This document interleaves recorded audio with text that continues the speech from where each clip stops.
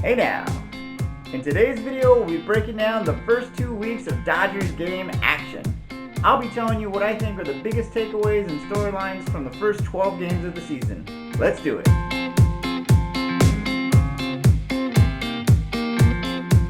Before we get into the action of the first 12 games, we got to talk about the big news that broke right before the season started. Mookie Betts got paid. Ladies and gentlemen, I'd like to welcome you to the West Coast, baby. Yeah. Now, I told you guys somebody was going to have to pay a pretty penny to get this guy. We're getting this guy in his prime. We're going to get to see him all year long. Next year, someone's going to have to pay him a pretty penny. They're going to have to back up the Brinks truck to get this guy locked up. And it was the Dodgers. This guy has been absolutely awesome so far. He has not disappointed. Dodger fans are going to be so happy to watch him for the next decade plus. He's already got a couple of home runs. He's been hitting the ball hard. And man, he made one absolute laser of a throw from right field. That's a broken bat flare down the line to right and sinks in there for Marte. Betts over to dig it out. Marte headed to second. He's going to try for three. Mookie's throw right on the money. Oh, Mookie. Plus, I gotta tell you, he looks absolutely awesome in a Dodger uniform.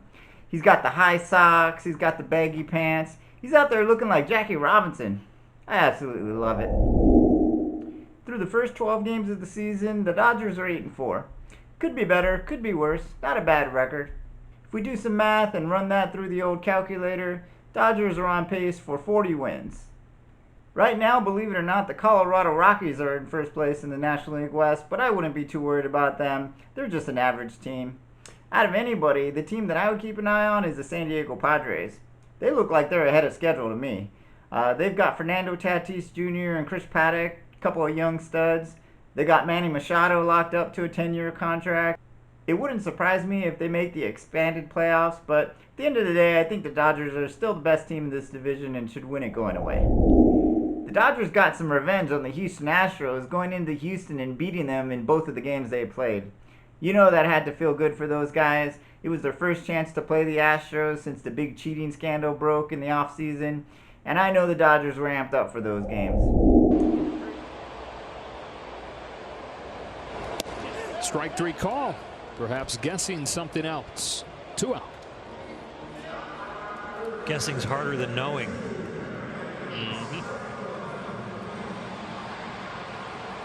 By a bunch. In Game 1 of that series, Joe Kelly instantly became an LA icon. Let's just say he got a little wild, started throwing pitches all over the place, and before you know it, the bench is cleared. As he was walking off the field, he made this face. I think that dude's crazy. I don't know what was going on inside his head, but all I know is that LA fans loved it. For me, I'm just glad they won both of those games. Clayton Kershaw is back, and boy did he look good. He missed the start of the season with a back injury, but in his first game back, he was awesome. He was throwing his fastball at 92, 93 miles per hour throughout the game, and that's a huge improvement for him because over the last couple of years, he's only averaged about 90 on his fastball. That might not sound like a lot, but if he can keep up that, he's going to have a great year. Keep an eye on old number 22. A.J. Pollock might be good this year. Now, if you follow me on Twitter or if you know me personally, you know how much it bothered me that A.J. Pollock completely no-showed in the playoffs last year.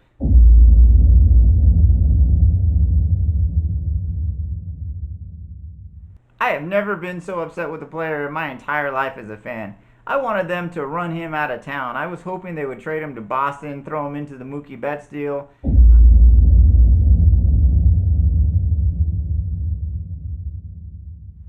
But I must admit that so far this season he's looked pretty good. He's got 3 home runs, some clutch hits.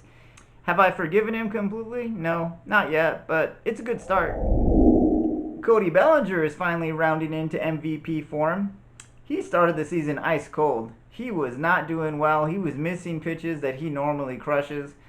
Dave Roberts ended up giving him a day off to kind of clear his mind and reset things. And he responded the very next day he was in the lineup. He hit a home run, and not only that, he made an amazing over-the-shoulder catch to win that game.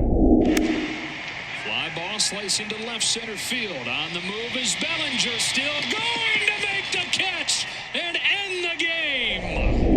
Dustin May is on his way to becoming the next great stud in Dodger blue. This kid is in the starting rotation right now because of the early season injuries to Clayton Kershaw and also Alex Wood, so it remains to be seen if he's going to stay in the starting rotation, but based on his last start, he absolutely deserves to be there. He was filthy against the Padres. In fact, he threw one two-seam fastball that sort of caught the internet on fire. I would say they've got to keep him in the starting rotation if he continues to pitch like this. Ross Stripling has been good, so I'd probably keep him. And if I was going to demote somebody, it might be the lefty Julio Urias, but I guess that's why Dave Roberts makes the big bucks. We'll just have to wait and see what he figures out there. All in all, it's been a pretty good 12 games, but I don't know about you, but baseball during this pandemic has been falling flat for me. I just can't get as excited as I normally do. Part of it has got to be the lack of fans. You know, when you're watching the broadcast and there's nobody in the crowd, there's not much to look at between pitches, and the game just feels long and slow. Now, trust me, I love baseball more than anybody, but this season has been weird. Not to mention, it's hard to watch these games without thinking about the freaking global pandemic. Already this season, we've had two teams completely decimated by the virus. Both the Marlins and the Cardinals have had multiple players test positive to the virus. And we're only 2 weeks into this thing. Already, 21 games have been postponed due to the virus, and it's affected a total of 9 different teams. I'm not sure how much more of this the league can withstand. If we have another team or two with a massive outbreak, I don't know if we're going to make it through this season. There's just not enough days on the calendar to make up all these games. But hopefully I'm wrong about that. Hopefully they're going to be able to contain this virus a little bit better going forward, and hopefully they're learning from their early season mistakes. Fingers crossed that they'll be able to figure this out, but we'll just have to wait and see. Alright, as always, thanks for watching. I hope you enjoyed that. I'm going to try to keep this going throughout the season, so if you enjoy this content, please consider giving me a like or subscribe or a comment down below. Until next time, stay safe out there and keep thinking blue.